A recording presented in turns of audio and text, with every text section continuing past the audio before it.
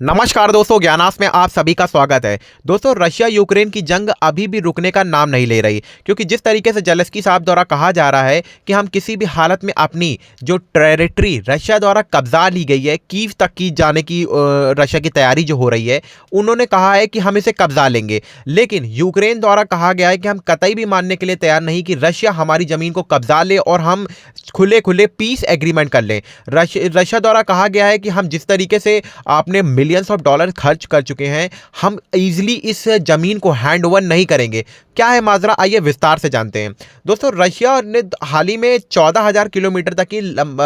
दूरी तक की मार करने वाली न्यूक्लियर मिसाइल का टेस्ट कर लिया गया है। बेसिकली ये टेस्ट इसीलिए किया गया है ताकि वो रशिया, यूक्रेन और बाकी जितने भी नाटो मेंबर हैं उन्हें दिखा सके कि रशिया किसी भी हालत में कमजोर नहीं हुआ है। लेकिन यूक्रेन के राष्ट्रपति द्वारा यह हाल ही में एक प्रस्ताव भी रखा गया यूं के सामने कि हम शांति तो चाहते हैं, लेकिन यूक्रेन कतई नहीं चाहता कि वो अपनी टेरिटरी रशिया के हैंड ओवर कर दे, क्योंकि रशिया जिस तरीके से यूक्रेन की टेरिटरी को कब्जा चुका है, अब जेलेंस्की वो तो भूल ही जाए कि रशिया फिर से उन्हें वो जमीन वापस कर देगा, क्योंकि रशिया कतई नहीं चाहेगा कि वो अपने हजारों सैनिकों को पहली बात तो मरवा चुका है, बिलियंस ऑफ डॉलर खर्च कर चुका है, यूएसए ने इतना सैंक्शन लगाया है उस पर, और अगर यूरोपीय यूनियन की बात करें लगातार सैंक्शन लगा ही जा रही हैं, और रशिया ये कतई नहीं चाहेगा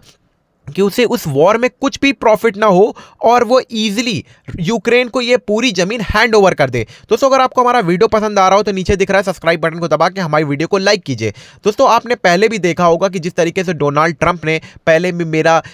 इन्होंने ये कहा कि ये मेरा यार है, मेरा दोस्त है, रशिया तो मेरा बहुत बड़ा अच्छा पार्टनर है, लेकिन जब रशिया द्वारा युद्ध रोकने से मना कर दिया गया तो सडनली अमेरिका द्वारा अपनी न्यूक्लियर सबमरीन भेज दी जाती हैं रशिया को डराने धमकाने के लिए। लेकिन रशिया ने ये क्लियर कर दिया है कि हम किसी भी दबाव पे आने वाले नहीं हैं जब तक हमारा कोई भी प्रॉफिट नहीं होता। रशिया का सिंपल सा कहना है कि जेलेंस्की सबसे पहली बात नाटो पे ज्वाइन होने की जिद अपनी छोड़ दें, और दूसरी बात ये कि जो ये यूरोपीय कंट्री लगातार रशिया को प्रवोक करने का काम कर रही है, जेलेंस्की का सपोर्ट कर रही है, वो अपना ही नुकसान कर रही है, क्योंकि रशिया लगातार लड़ता रहेगा। ये रशिया मजेदार खिलाड़ी है, पुराने खिलाड़ी हैं लड़ाई में, लेकिन जिस तरीके से यूक्रेन बर्बाद हो रहा है वो लगातार बर्बाद ही हो जाएगा जब तक रशिया को यह देख नहीं जाएगा कि यूक्रेन उनकी बात मानने को तैयार हो चुका है, तब तक ये वॉर नहीं रुकने वाली है दोस्तों। लेकिन जिस तरीके से यूरोपीय यूनियन द्वारा लगातार प्रवोक किया जा रहा है, जेलेंस्की को सपोर्ट किया जा रहा है,